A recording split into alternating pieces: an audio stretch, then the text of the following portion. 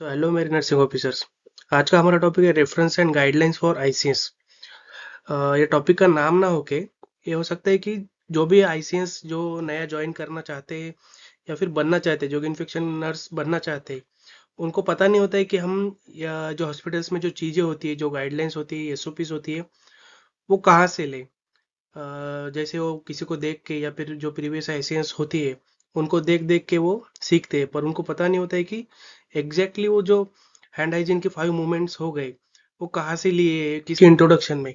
An infection control nurse is responsible for preventing and controlling infection in health care settings. जैसे कि infection control nurse होता है, उसका बहुत बड़ा रोल प्ले होता है कि जो भी हॉस्पिटल्स में इन्फेक्शन हो या होने वाले उसको प्रिवेंट करे और स्टाफ को एजुकेशन दे। उसके बाद देखिए कि they must follow evidence based. ये बहुत बड़ी चीज होती है कि हम मन से ही कोई गाइडलाइंस हॉस्पिटल्स को दे के वो फॉलो नहीं की जाती है, क्योंकि हमें एविडेंस बेस्ड चाहिए। क्योंकि जब कोई भी ऑडिट होगा आपके हॉस्पिटल्स में, उसके बाद वो एसओपीज आपको पूछेंगे। एसओपी माने स्टैंडर्ड ऑपरेटिंग प्रोसीजर्स, जो कि आपका बेस होता है। जो भी आप प्रैक्टिस फॉलो करते हैं उसके पीछे का बेस होता है वो। तो इसीलिए आपको एविडेंस बेस होना चाहिए infection prevention and controls IPC guidelines from trusted authorised. जो भी मैं बताऊंगा अब आगे, वो सारे ट्रस्टेड ऑथराइज्ड जो भी गाइडलाइंस देने वाले एजेंसीज या फिर आप बोल सकते हो कि ऑर्गेनाइजेशन से आपको वही फॉलो करना है। तो देखिए, जो आपको पहली गाइडलाइंस है वो सीडीसी, जो कि central disease control and prevention है। आप सिंपली गूगल पे जाके टाइप कर सकते हैं कि CDC guidelines for hand hygiene, CDC guideline for sterilisation, CDC guideline for cleaning. जो भी कंटेंट आपको चाहिए वैसा आप लिख के गूगल पे टाइप कर दीजिए। जो भी आपका नीचे कंटेंट आएगा वो आपकी एसओपी या फिर गाइडलाइंस होगी। आप उससे रेफरेंस ले सकते हैं, एविडेंस बेस उसकी प्रिंट आउट निकाल के आपके पास रखिए, जो कि आपको फर्दर एविडेंस के लिए काम में आएगा। अब देखिए, जिसमें CDC is a primary national public health agency of the United state, operating under the department of the health and human services, जिसका हेडक्वार्टर है इन अटलांटा एंड जॉर्जिया। उसका एनुअल बजट जो है अप्रोक्सीमेटली $11.6 बिलियन, जो कि financial year 2024 का data है।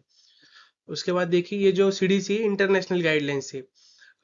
Guidelines लेते वक्त एक बात ध्यान में रखिए कि आपका हॉस्पिटल का बजट और आपके हॉस्पिटल में किस तरह प्रैक्टिस फॉलो होती है, उसकी तरह आप गाइडलाइंस लीजिए। क्योंकि कई कई इंटरनेशनल हॉस्पिटल्स हो गए, उनके पास बजट ज़्यादा होता है, तो उसके हिसाब से वो हर बार जो भी इंस्ट्रूमेंट्स हो नए ले सकते हैं। पर कोई छोटा हॉस्पिटल होगा तो उनके पास बजट ज़्यादा नहीं होता है। आप सीडीसी गाइडलाइंस जो कि हायर स्टैंडर्ड है, अगर वो फॉलो करते हैं कुछ चीज़ों में, तो वो पेशेंट्स के लिए एंड आपके हॉस्पिटल्स के स्टाफ के लिए भी बहुत हेक्टिक हो सकता है। उसके लिए आप जो भी एसओपीज हो, गाइडलाइंस हो, वो सोच समझ के लीजिएगा। तो सेकंड वन इज डब्ल्यूएचओ। आपने कोविड के टाइम पे तो बहुत सुना होगा कि वर्ल्ड हेल्थ ऑर्गेनाइजेशन, जो कि हॉस्पिटल्स के लिए गाइडलाइन देता है। जैसे कि the WHO plays a major role in setting of global infection prevention and control, जिसका आईपीसी हम बोलते हैं, जो कि इन्फेक्शन प्रिवेंशन के लिए जो कि गाइडलाइंस देता है। Second one is that follow WHO for universal best practice like 5 moments of hand hygiene, PPE used for each transmission based precaution, and third one is a surgical site infection prevention steps। और बहुत भी practices देता है वो। आप जैसे आप Google पे सर्च करोगे डब्ल्यूएचओ गाइडलाइंस, उसको आप पैरा या फिर सब कुछ आपके सामने आ जाएगा। आप यहाँ से गाइडलाइन पिकअप कर सकते हो आपके हॉस्पिटल्स के लिए। तो देखिए, आप थर्ड वन इज वो जो डब्ल्यूएचओ एंड सीडीसी है, वो इंटरनेशनल गाइडलाइंस हो गई। अब जो इंडिया के लिए जो कि हेल्थ मिनिस्ट्री ऑफ इंडिया ने जो बनाई हुई है गाइडलाइंस, उसके अंडर कुछ गाइडलाइंस या फिर एसओपीज आते हैं। जैसे कि देखिए, ministry of the health and family welfare एक प्रोग्राम है इंडियन गवर्नमेंट्स का, जिनके अंडर कुछ ऑडिट्स या फिर कुछ ऑर्गेनाइजेशंस आती है या फिर प्रोग्राम आती है। उससे भी आप गाइडलाइंस पिकअप कर सकते हो, अगर आपका हॉस्पिटल उसके लिए परमिशंस देता है तो। ज़्यादातर हॉस्पिटल सीडीसी एंड डब्ल्यूएचओ का ही फॉलो करते हैं, पर आप नए हो तो आप ये भी गाइडलाइंस फॉलो करके फिर एडवांस में जा सकते हो। जैसे कि national guidelines and programmes that infection control nurse and hospital must be follow, जो कि इन आईसीएस ने या हॉस्पिटल्स ने फॉलो करनी चाहिए। जिसके आप पहला देख सकते हैं NQAS, national quality assurance standard. ये एक जो इनकॉस है ये पब्लिक हेल्थ जो होते हैं, जैसे कि sub centre, PSC, district hospital, सब डिस्ट्रिक्ट हॉस्पिटल्स, इनके लिए गाइडलाइंस देता है एंड उनके लिए ऑडिट भी कंडक्ट करता है, जिसमें आप देख सकते these are the quality standard for public health facility, PSC, CSC and district hospital. बहुत से हॉस्पिटल्स के लिए गाइडलाइंस फॉलो करता है और ऑडिट भी कंडक्ट करता है, जैसे कि एनएबीएच ऑडिट कंडक्ट करता है प्राइवेट हॉस्पिटल्स के लिए, वैसे ही एनकॉस भी ऑडिट कंडक्ट करता है पीएससी, सब सेंटर्स एंड डीएचएस के लिए, डिस्ट्रिक्ट हेल्थ हॉस्पिटल्स के लिए। उसके बाद देखिए कायाकल्प प्रोग्राम्स।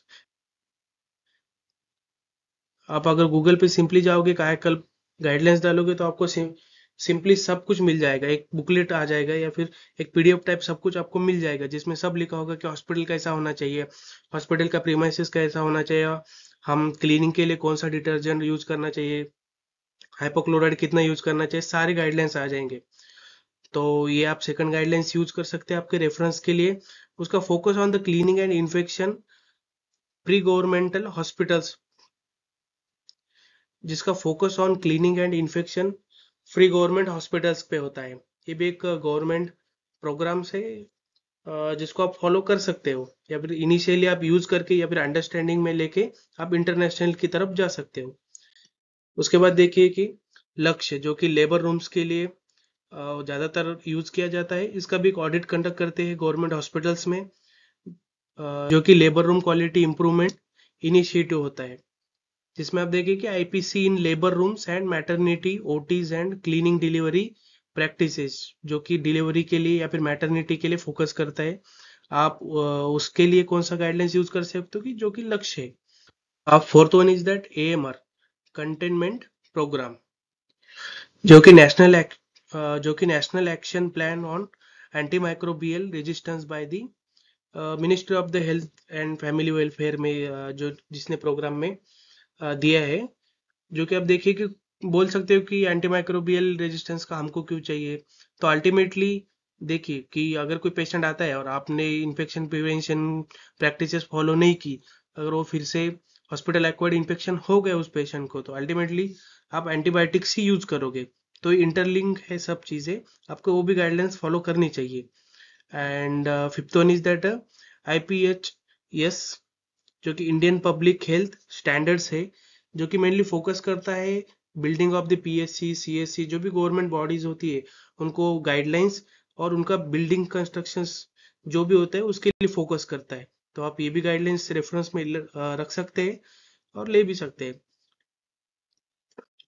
उसके बाद देखिए 6 number, NCDC, national guidelines for the infection prevention and control in health care facilities.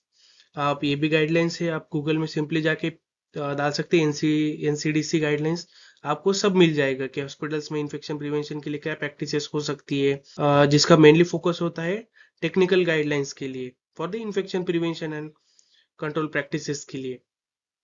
ये हो गई इंडियन गवर्नमेंट्स की गाइडलाइंस, या फिर इंडियन गवर्नमेंट्स ने जो भी गाइडलाइंस दिया हुआ है उसके बारे में।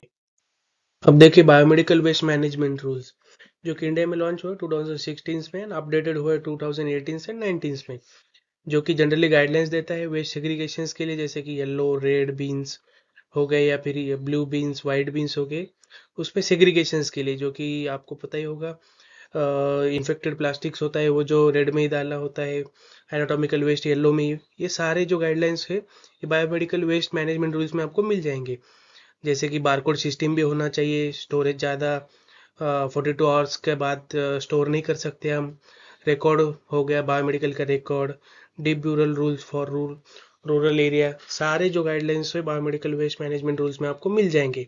आप सिंपली गूगल में जाके वो सर्च कर सकते हैं, बायोमेडिकल वेस्ट मैनेजमेंट रूल्स आपको मिल जाएगा। उसके बाद देखिए कि एनएबीएच, आपको सबको पता ही होगा, हर हॉस्पिटल, ज़्यादातर प्राइवेट हॉस्पिटल्स पे फोकस करता है कि हमारा हॉस्पिटल एनएबीएच एक्रीडेशन है। तो वही जो गाइडलाइंस, इंटरनेशनल गाइडलाइंस जो फॉलो होके, सारे गाइडलाइंस जो एनएबीएच ने दिए हुए फॉलो होके अगर फॉलो करता है अगर कोई हॉस्पिटल्स, तो वो एनएबीएच कहलाता है, एनएबीएच एक्रीडेशन कहलाता है, उसको एक सर्टिफिकेट मिल जाता है। जैसे कि गवर्नमेंट हॉस्पिटल के लिए मैंने बोला एनकॉस होता है, वैसे ही प्राइवेट हॉस्पिटल के लिए एनएबीएच होता है। जो कि national accreditation board of for hospitals and health care providers होता है। हर हर हॉस्पिटल्स में उसका ऑडिट होता है। तो वही required if your hospital is applying for NABH accreditation. अगर आपने NABH के लिए अप्लाई किया हुआ है तो ये आपको गाइडलाइंस फॉलो करना बहुत ज़रूरी है। जो कि ऑडिट करवाता है, जो कि sterilisation, CSHD, laundry, OT cleaning, staff training and hospital acquired infection surveillance, इस पे उनका ज़्यादा फोकस होता है जब भी ऑडिट होता है। तो उसके बाद देखिए, तो वही है, JCI is a global organisation based in USA that accredits hospitals and healthcare organization worldwide। वही जो NABH करता है जो कि इंडियन है, तो JCI इंटरनेशनल से। तो उसके लिए आपको प्रॉपर गाइडलाइंस फॉलो करनी होगी इन्फेक्शन प्रिवेंशन के लिए, और बहुत बहुत ज़्यादा भी, जैसे हॉस्पिटल एक्वायर्ड इन्फेक्शन ना हो, सारी गाइडलाइंस आपको फॉलो करनी होती है, और वो भी ज़्यादा स्ट्रिक्टली होता है, NABH से ज़्यादा स्ट्रिक्टली होता है। तो वही चीज़ है, ये भी आप इनके भी गाइडलाइंस यूज़ कर सकते हैं ICNs इन्फेक्शन प्रिवेंशन के लिए। अभी वही है कि इंडियन गवर्नमेंट की जो गाइडलाइंस एंड प्रोग्राम्स है, वो जो पहले अलग अलग बताई थी मैंने, अभी एक ही जगह डाल दी है, जिसको आपको इजी हो जाएगा। जैसे देखिए कि प्रोग्राम में NCDC है, जो कि किसके अंडर आता है, ministry of the health and family welfare. वही चीज़ है कि कायाकल्प है, एनकॉस, लक्ष्य, IPHS and AMR, BMW rules. उसके बाद देखिए, आप ये सब गाइडलाइंस गूगल्स पे अगर डाल देंगे, इसका एग्जांपल जैसे आप NCDC डाल दोगे या फिर कायाकल्प डालोगे, तो आपको PDF मिल जाएगी या फिर उसकी इंफॉर्मेशन मिल जाएगी कि आपको इन्फेक्शन प्रिवेंशन के लिए कैसे कैसे गाइडलाइंस लेनी होगी या फिर कैसा स्टेप फॉलो करनी होगी। तो उसके बाद देखिए, पेशेंट सेफ्टी गाइडलाइंस और hospital infection control manual and national health mission, ये सारी गाइडलाइंस आप फॉलो कर सकते हैं। इनिशियली आप यही फॉलो कीजिए, उसके बाद आप NABH, JCI, उसके बाद CDC और WHO की तरफ जा सकते हैं। ये आपको इनिशियली ICNs को ईजी हो जाएगा। उसके बाद देखिए, इंटरनेशनल गाइडलाइंस कौन सी हो सकती है आपके लिए, जो कि WHO है। WHO 5 movements of hand washing के लिए भी गाइडलाइंस दी उन्होंने। CDC guideline, JCI, hospital acquired infection surveillance guidelines, anti microbial stewardship के लिए भी गाइडलाइंस दी हुई है। ये सारी इंटरनेशनल गाइडलाइंस है, जो पहले बताई थी वो इंडियन है। अब देखिए, एक्रेडिशंस, जो कि कोई एक्रेडिशंस को तो होता है या फिर बोर्ड कौन से होते हैं जो कि आपको हॉस्पिटल्स को ऑडिट कंडक्ट करता है, जो कि NABH होता है इंडियंस। आप सबको पता होगा, प्राइवेट हॉस्पिटल्स में NABH बहुत ज़्यादा चलता है। और JCI, जो कि इंटरनेशनली आपके हॉस्पिटल्स में ऑडिट कंडक्ट कराता है। उसके बाद कायाकल्प और एनकॉस, जो कि एनकॉस ज़्यादातर गवर्नमेंट हॉस्पिटल्स के लिए होता है। तो अब देखिए कि टोटल चेकलिस्ट एंड डॉक्यूमेंट्स, कौन से डॉक्यूमेंट्स एंड चेकलिस्ट होने चाहिए जो कि मेंटेन होने चाहिए हमारे पास। जैसे कि SOPs है, स्टैंडर्ड ऑपरेटिंग प्रोसीजर्स। ये स्टैंडर्ड ऑपरेटिंग प्रोसीजर हमारे पास, हर एक चीज़ की स्टैंडर्ड ऑपरेटिंग प्रोसीजर्स होने चाहिए। उसके सिवा हम कोई भी चीज़ इंप्लीमेंट नहीं कर सकते। जैसे कि हैंड वॉशिंग के लिए आपके पास SOP होनी चाहिए, उसके बाद ही हम हैंड वॉशिंग स्टेप्स हो सके या फिर उसका ऑडिट कंडक्ट कर सकते हैं। तो आपके पास SOP होना बहुत ज़रूरी है। उसके बाद देखिए कि PEP, spill management, BMW, outbreak control, इसकी सारी SOP, और इससे भी ज़्यादा है, ये मैंने इसे शॉर्ट में बताया। इसकी सारी SOP आपके पास होनी बहुत ज़रूरी है। उसके बाद देखिए कि ऑडिट टूल जो कि डेली भी कंडक्ट काम कर सकते हैं, वीकली मंथली ऑडिट होता है। फॉर्म्स एंड चेकलिस्ट होते हैं ऑडिट, जो कि ICNs करवाते हैं। उसके बाद देखिए कि रजिस्टर्स, जैसे आपके पास फॉर एग्जांपल कौन से रजिस्टर होने चाहिए, जो कि district injury register, training register होना चाहिए, आउटब्रेक, उसके बाद स्टेरिलाइजेशन लॉग, ये सारे आपके ऑडिट के वक्त क्रॉस चेक किया जाता है। उसके बाद ट्रेनिंग शीट भी होना चाहिए, जैसे कि ट्रेनिंग के लिए एनुअल ट्रेनिंग शीट बनता है। तो अगर ऑर्गेनाइजेशन होगा तो बहुत बड़ा ऑर्गेनाइजेशन हो गया, कॉर्पोरेट हॉस्पिटल होगा तो ऊपर से ही आता है, या फिर आप मेन हो तो आप ही कंडक्ट कर सकते हो कि हाउसकीपिंग के लिए आज ये ट्रेनिंग करना है। पूरा एनुअल के लिए आपको एक ट्रेनिंग चेकलिस्ट बनाना होता है या फिर ट्रेनिंग का एक शीट बनाना होता है। उसमें हाउसकीपिंग्स भी आते हैं, नर्सेज आते हैं, डॉक्टर्स आते हैं, आपको सबको ट्रेन करना होता है। तो उसके बाद देखिए कि क्लीनिंग प्रोटोकॉल्स एंड उसके बाद hospital acquired infection monitoring, PEP, जो कि जो कि पोस्ट एक्सपोजर प्रोफाइलैक्सिस होता है आफ्टर एंडोस्टिक इंजरी में, आपको उसका भी एसओपी रखना होगा। हैंड पोस्टर एंड आईईसी के लिए, जो कि आप देखते ही हो कि हैंड वॉशिंग फॉर एग्जांपल मैं बता देता हूँ कि आपकी एसओपी या फिर गाइडलाइंस कैसे होने चाहिए। आपको हैंड वॉशिंग स्टेशन है, हाथ जहाँ पे आप हाथ धोते हो, सिंक होता है वहाँ पे बेसिन, उसके पास आपको हैंड हाइजीन के स्टेप्स जो कि 6-7 स्टेप अभी बढ़ते हैं कभी ज़्यादा होते हैं, वो गाइडलाइंस पे डिपेंड करता है। वो आपको उसका स्टिकर या फिर जो भी पोस्टर है उसको जहाँ पे हाथ धोते हैं उसके ऊपर चिपकाना बहुत ज़रूरी है। यही होता है गाइडलाइंस या फिर एसओपीज। आपको वही एनएबीएच या फिर कोई ऑडिटर आता है तो वही देखता है कि उन्होंने हैंड हाइजीन का जो कि स्टिकर पोस्टर है वो चिपकाया हुआ है या नहीं। डोनिंग डोफिंग करने के लिए जो कि चार्ट है, कैसे डोनिंग करना है, कैसे पहनना है, कैसे डोफिंग करना है, कैसे निकालना है, वो होने चाहिए। आप बीएमडब्ल्यू देखेंगे तो उसके ऊपर एक स्टिकर लगाया होता है या फिर बड़ा वाला चार्ट लगाया होता है जिसको आपको मेंशन किया होता है कि प्लास्टिक किस में डालना होता है, या फिर येलो में जो एनाटॉमिकल वेस्ट है वो कैसे कैसे डालना होता है। ये पूरे जो है ये यही होता है कि आप एसओपी लीजिए या फिर गाइडलाइंस लीजिए और वही करिए। तो थैंक यू मेरे नर्सिंग ऑफिसर्स। तो देखिए, आप अगर आपको कंसेप्ट क्लियर हुआ या नहीं हुआ तो आप सिंपली एक चीज़ कर सकते हैं। आपको अगर कोई गाइडलाइंस चाहिए, आपको पता है या फिर पता करना होगा, या फिर आपको पता करना होगा कि हम 5 मूवमेंट्स जो करते हैं वो कहाँ से लिया है उन्होंने। इनको कैसा पता है कि 5 मूवमेंट्स ही करना है हैंड हाइजीन्स के लिए। उसके बाद हैंड स्टेप्स, जो कि हैंड स्टेप्स होता है 6-7 उतने ही क्यों होते हैं, तो ये इनको कैसे पता है। तो वही चीज़ होती है कि आप सिंपली गूगल पे जाइए, WHO गाइडलाइंस डालिए फॉर हॉस्पिटल्स।